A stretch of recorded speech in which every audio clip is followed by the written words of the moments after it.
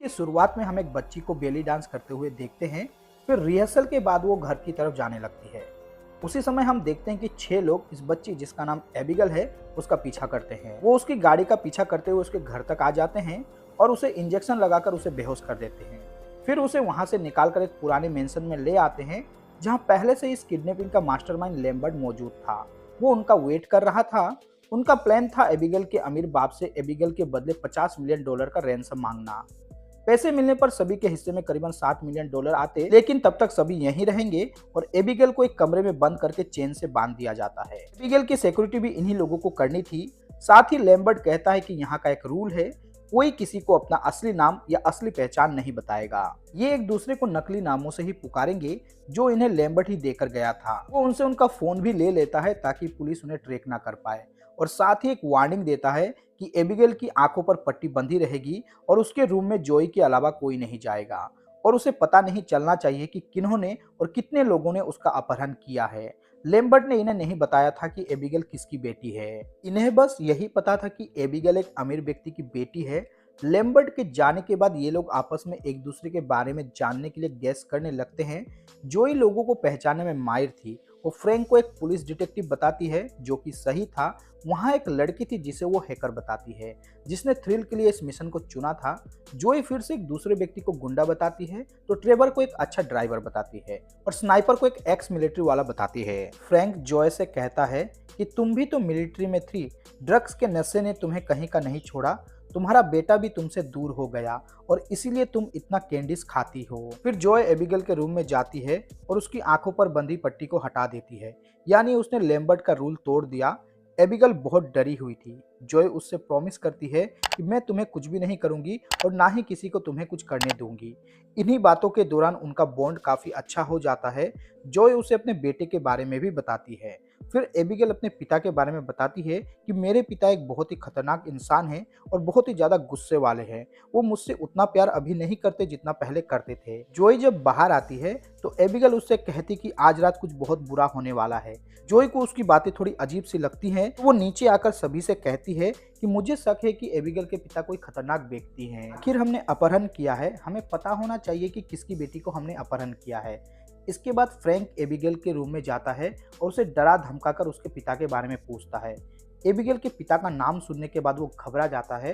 वो जाकर सबको बताता है कि उन्होंने एक बहुत बड़े गैंगस्टर की बेटी को किडनैप किया है। सभी घबरा जाते हैं। फ्रैंक बताता है कि उसके साथ के 3 ऑफिसर्स ने एबिगेल के पिता के खिलाफ काम किया था, इसलिए उन्हें जान से मारने की धमकी मिली थी। उन ऑफिसर्स को हाई सिक्योरिटी रूम में रखा गया था। फिर सुबह उनकी लाशें ही मिली थी। इस बात से अंदाजा लगा सकते हैं कि अब उनके साथ क्या होने वाला है। सभी डरे हुए थे सिवाय ड्राइवर के, क्योंकि उसे इन सब बातों पर विश्वास नहीं था। कुछ देर बाद वो यूं ही टहलते टहलते बेसमेंट में जाता है। तभी हम देखते हैं कि उसके ऊपर किसी ने हमला कर दिया है। वो जोर से चिल्लाता है और हैकर उसकी आवाज़ सुन लेती है। वो बेसमेंट में आकर देखती है कि उस ड्राइवर का किसी ने गला काट दिया था। वो घबराकर उनके पास आकर बताते कि हम पर हमला होना शुरू हो गया है। ये सुनकर स्नाइपर कहता है कि मुझे पैसे नहीं चाहिए, मैं तो यहाँ से भाग रहा हूँ। वो और फ्रैंक जैसे ही घर से निकलने की कोशिश करते हैं, यहाँ की एडवांस सिक्योरिटी सिस्टम एक्टिवेट हो जाती है और पूरी घर की खिड़की और दरवाजे मेटल शील्ड से कवर हो जाते हैं। अब ये यहीं कैद हो गए थे। इन्हें मालूम था कि बिल्डिंग में कोई किलर है जो इन्हें मारने वाला है। जॉय एबिगेल से पूछने जाती है, क्या तुम्हें इस हमले के बारे में कुछ पता है? एबिगेल बताती है कि फ्रैंक मेरे पिता के लिए काम करता है, वही ये सब कर रहा है। उससे में जॉय फ्रैंक के पास जा रही थी तो देखती है कि स्नाइपर को किसी ने बुरी तरह से मार डाला था। जॉय जाकर फ्रैंक के ऊपर बंदूक तान देती है। फ्रैंक उसे समझाने की कोशिश करता है कि वो बच्ची झूठ बोल रही है, हमारे साथ खेल खेल रही है, पर जॉय उसकी बात पर भरोसा नहीं करती। इसी बात पर लड़ते लड़ते वो एबिगेल के कमरे तक आ जाते हैं। एबिगेल उन्हें लड़ते हुए देखती है और साथ साथ अपने हाथों से हथकड़ियां उतार रही है और अगले ही पल वो एक भयानक वैम्पायर में बदल चुकी थी। इसे देखकर सभी डर जाते हैं तो वहीं फ्रैंक उसे गोली मारता है, लेकिन एबिगेल खुद को कुछ ही देर में हील कर लेती है। ये देखकर सभी और भी ज्यादा डर जाते हैं। सभी बाहर आ जाते हैं और एबिगेल को उसके कमरे में बंद कर देते हैं। वो समझ जाते हैं कि सिर्फ एबिगेल ही नहीं, उसके पिता भी एक वैम्पायर हैं और अभी तक जितने भी मौतें यहाँ हुई हैं उन्हें एबिगेल ने मारा था। अब इन्हें जिंदा रहना है तो एबिगेल को मारना ही होगा। ये लोग अलग अलग हथियार लेकर एबिगेल को मारने जाते हैं। पर जॉय कहती है कि हमें ऐसा नहीं करना चाहिए, हमें जिंदा रहना है तो एबिगेल से बात करनी होगी। पर बाकी लोग उसकी बात को नहीं मानते और वो एबिगेल के कमरे में चले जाते हैं जहां एबिगेल स्नाइपर की बॉडी के साथ नाच रही थी। वे लोग एबिगेल पर हमला करते हैं पर एबिगेल उन पर भारी पड़ती है। क्रॉस का तो उस पर कोई भी असर नहीं पड़ता। मुश्किल से ये लोग वहां से बाहर आते हैं। जॉय सलाह देती है कि हम उसे बेहोशी का इंजेक्शन लगाकर बेहोश कर देंगे, क्योंकि पहले भी वो इससे बेहोश हुई थी। पर एबिगेल को पकड़ना इतना आसान नहीं था। सभी उसके बात से राजी हो जाते हैं। एबिगेल सभी के ऊपर भारी पड़ रही थी, लेकिन ग्रुप का वो गुंडा एबिगेल को पकड़ लेता है और एन मौके पर जॉय उसे बेहोशी का इंजेक्शन लगा देती है। इसी पकड़म पकड़ाई में एबिगेल उस हैकर लड़की के हाथ में काट लेती है। सबको शक था कि कहीं वो भी ना वैम्पायर बन जाए। जब एबिगेल को होश आता है तो वो देखती है कि वो एक लोहे के पिंजरे में बंद है। ये लोग एबिगेल से पूछते हैं कि आखिर वो चाहती क्या है। यहाँ रिवील होता है मूवी का सबसे बड़ा ट्विस्ट। असल में इन्होंने एबिगेल को किडनैप नहीं किया था, बल्कि एबिगेल ने इन्हें किडनैप किया है। ये सब एबिगेल की प्लानिंग थी और लैम्बर्ट एबिगेल के लिए काम करता है। वो भले ही एक छोटी बच्ची है, पर वो इस दुनिया में 100 सालों से रह रही है। वो कहती है कि तुम लोगों ने किसी ना किसी तरह से मेरे पिताजी को नुकसान पहुंचाया था, इसलिए तुम लोग यहाँ पर हो। वो लड़की जो हैकर है, उसने एबिगेल के पिता के अकाउंट से कई सारे रुपए चुराए थे। फ्रैंक ने मेरे पिता के खिलाफ इन्वेस्टिगेशन किया था। जॉय जो कि एक मिलिट्री डॉक्टर है, तुमने ड्रग्स के नशे में आकर मेरे पिताजी का गलत ऑपरेशन कर लिया था। ये सारी बातें सुनकर जॉय उससे कहती है कि तुम्हारे पिता तो तुमसे अब नफरत करते हैं, तुम चाहे कुछ भी कर लो, तुम अपने पिता का प्यार वापस नहीं पा सकती। ये लोग यहाँ से बाहर निकलने का रास्ता ढूंढने जाते हैं और फ्रैंक को एबिगेल पर नजर रखने को कहते हैं। एबिगेल फ्रैंक को एक ऑफर देती है कि तुम मुझे बाहर निकालो तो मैं तुम्हें जिंदा छोड़ दूंगी।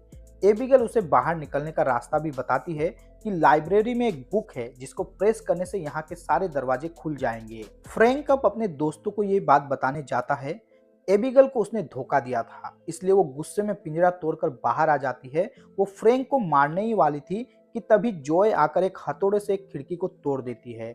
सूरज की रोशनी अंदर आकर एबिगेल पर पड़ती है और उसका हाथ किसी बम की तरह फट जाता है। वो खुद को ठीक करने के लिए एक अंधेरे जगह पर जाकर छिप जाती है। फिलहाल ये लोग एबिगेल से बच गए थे, क्योंकि रूम में सनलाइट आ रही थी, लेकिन रात को तो एबिगेल इनका शिकार करती, इसलिए रात होने से पहले इन्हें यहाँ से बाहर जाने का रास्ता ढूंढना था। जब ये रास्ता ढूंढने लगते हैं तब एबिगेल उस लड़की की माइंड को कंट्रोल करने लगती है जिसे उसने काटा था। उसकी पावर से वो उसे वैम्पायर बना देती है और अपने साथियों को मारने का ऑर्डर देती है। वो लड़की अपने एक साथी को मार भी डालती है। जॉय दूर खड़ी ये सब देख रही थी तो उसने एक आईने के जरिए उस लड़की पर सनलाइट रिफ्लेक्ट करती है कि वो भी अब एक वैम्पायर बन चुकी थी, इसलिए सनलाइट के कांटेक्ट में आते ही वो एक बम की तरफ फट जाती है। यहाँ सिर्फ फ्रैंक और जॉय ही जिंदा बचे थे। फ्रैंक अब लाइब्रेरी में जाता है और उस किताब के जरिए एक दरवाजा खोलता है। अंदर एक कंट्रोल रूम था जहां उन्हें लैम्बर्ट मिलता है। उसे गोली मारती है पर उसे कुछ नहीं होता, क्योंकि वो भी एक वैम्पायर है। वो बताता है कि आज से 2 साल पहले उसे वैम्पायर बनाया गया था और तब से वो एबिगेल के लिए काम कर रहा है। वो एबिगेल का साथ देना नहीं चाहता था। वो फ्रैंक से हेल्प मांगता है। इसके लिए वो फ्रैंक को वैम्पायर बनाएगा ताकि दोनों मिलकर एबिगेल को मार सके और एबिगेल के पिता की सारी दौलत हड़प लेंगे। फ्रैंक मान जाता है तो लैम्बर्ट उसे काट कर उसे अपना खून पिलाता है। इससे फ्रैंक भी वैम्पायर बन जाता है। वैम्पायर बनकर वो लैम्बर्ट को मार डालता है, क्योंकि उसे लालच आ गया था। वो खुद सारा पैसा हड़पना चाहता था। अब वो एबिगेल को मारने जाने वाला था कि तभी वहां पर एबिगेल आ जाती है। दोनों में झड़प होती है, पर फ्रैंक उस पर भारी पड़ रहा था। दूसरी तरफ जॉय यहाँ से भागने की कोशिश करती है और अपने बेटे को फोन करती है कि तभी फ्रैंक उसे पकड़ लेता है। उसे खूब पीटता है पर जान से नहीं मारता। फ्रैंक उसे काट लेता है, इसलिए वो भी वैम्पायर बन रही थी।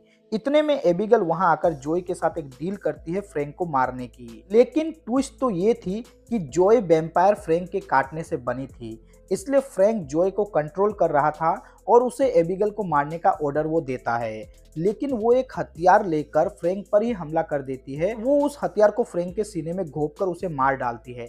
वो भी फटकर मर जाता है। अब बस जॉय और एबिगेल ही जिंदा बचे थे। एबिगेल जॉय को नहीं मारती, क्योंकि जॉय ने हमेशा से एबिगेल के साथ अच्छा व्यवहार किया था। एबिगेल कहती है कि फ्रैंक मर चुका है, इसलिए जैसे जैसे तुम्हारे जख्म ठीक होंगे तुम फिर से इंसान बन जाओगी। लेकिन तभी वहां पर एबिगेल के पिता आ जाते हैं। वो जॉय को खाने ही वाले थे कि एबिगेल उसे रोकती है। कहती है कि इसने मेरी जान बचाई है, इसे यहाँ से जिंदा जाने दिया जाए। उसके पिता मान जाते हैं और जॉय वहां से निकल आती है। इसी के साथ मूवी यहाँ पर खत्म हो जाती है।